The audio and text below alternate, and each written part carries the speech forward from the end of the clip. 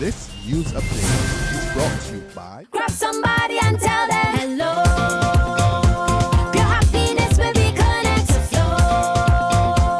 Smile and cheer because that is we flow. Grab somebody and tell them hello. With your hands in the air, hands in the air, hands in the air, hands in the air. This is how we flow, yeah. Grab somebody and tell them this is how we flow. Your happiness will be connected to flow.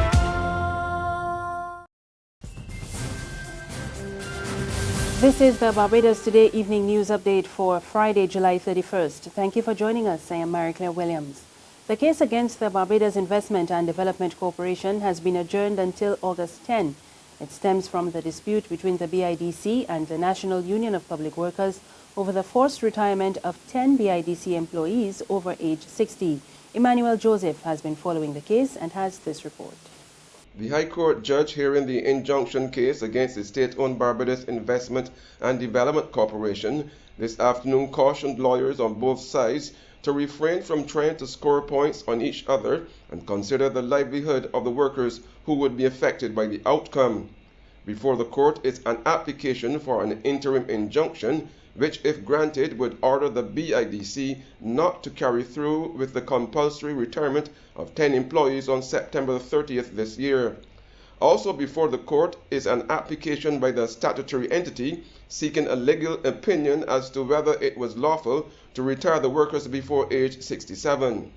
As Gregory Nichols, attorney for 7 of the 10 workers and lead counsel for the corporation, Michael Yearwood, engaged in a verbal boxing match over whether Nichols had earlier conceded that the BIDC had a right to retire those staff members, or if a separate application by the corporation for first be heard, Madam Justice Jacqueline Cornelius had to constantly intervene to give directions or seek clarity. Stating that the issue of the statutory body's right to retire was no longer on the table, Justice Cornelius urged Nichols and Yearwood to get on with the matter at hand, that is, submissions surrounding the injunction.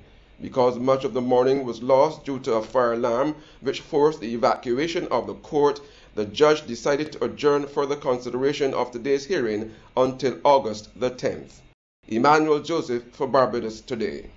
President of the Congress of Trade Union and Staff Association, Cedric Merle, says a legal approach is necessary to address some of the industrial disputes facing the country. Merle was referring to several industrial disputes that have arisen in the past few months, but he told a meeting of the Social Partnership earlier today they should not allow the process for discussions to be brushed aside. And I think that some of the issues that have stirred us over the last few months assure me that there is a creeping legalism in terms of how we perceive things. Now, one understands that the voluntaristic nature of what we have done in the past may not always serve us well. And indeed, we have been complicit as Labour in seeking to have a legalistic framework. Acknowledging that, what it says is that we have to find the delicate balances to go forward. In other news this evening, Barbadians are gearing up for a weekend of feting to bring the curtains down on this year's Crop Over Festival. And Esther Henry has a preview of the weekend activities. All systems are go for an exciting finale to this year's Crop Over Festival. More than 300 stalls are expected to be at Bridgetown Market on Spring Garden Highway, which opens tonight. 47 bands will be on the road for the 4-day morning jam, which starts at midnight. Tomorrow night, also Emancipation Day, 9 Calypsonians, including defending King Ian Webster, will be competing for the 2015 Calypso Monarch at the Piccadilly Crop Finals scheduled to be held at Kensington Oval. At this event, the winners of the inaugural BT Crop Over Superstar will be announced and rewarded with their prizes. On Monday, thousands of revelers will take to the streets from the stadium to Spring Garden Highway in 22 colorful bands to bring a climax to this year's summer festival. So as you can see, it will be a hectic weekend in Barbados indeed. And as you have fun and enjoy this last lap, Barbados Today is wishing and hoping you do it safely. Esther Henry reporting for Barbados Today. And as thousands flock to a number of events this weekend, a local pastor is calling for decency and order. This appeal is from Senator Reverend David Durant. He told Barbados Today he is hoping that people would not overdrink, drive recklessly, or engage in unruly behavior. Durant also announced that his church, the Restoration Ministries, will be hosting its 12th Eagle's Eye Apostolic Conference beginning tonight at 7 o'clock. It will be held until Monday. He says the conference will serve as a spiritual alternative to those who will not be taking part in any of this weekend's activities. My hope is that the weekend will be accident-free, and I hope that people will be very careful on the road, and we will avoid having any tragedy this weekend. In all that people will be doing, I know that yes, people will be going out to their festivities, but my prayer is that decency and order, if I can say that, I would like to see decency, modesty, and a return to some level of responsibility in guarding this festival, which was really created to be a festival of thanksgiving and offering praise to God for the crop that is over. Barbados has struck gold once again at this year's Los Angeles Special Olympics World Games. Last night, swimmer Abigail Mayers won the 25-meter backstroke in her division, and Tiffany Branch captured first place in her division in the 100-meter run. But it did not end there. Sprinter Nikita Makov topped second place in the 100 meters. There is still a lot of competition ahead for Barbados athletes at the Special Olympics, which end on August 2nd. Footballers defeated St. Vincent and the Grenadines, but they lost to Trinidad and Tobago earlier today for the second time this week. Barbados golfers Leander Brathwaite and Desiree Hines continue to make a strong showing as the daily scores are tallied. There's regional and international news after this short break.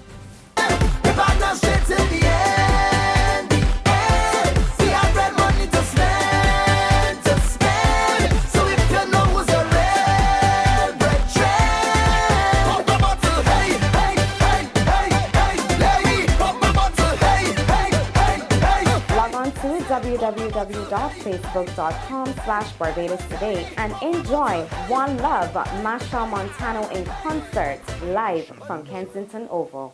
CBC is bringing Crop Over your way.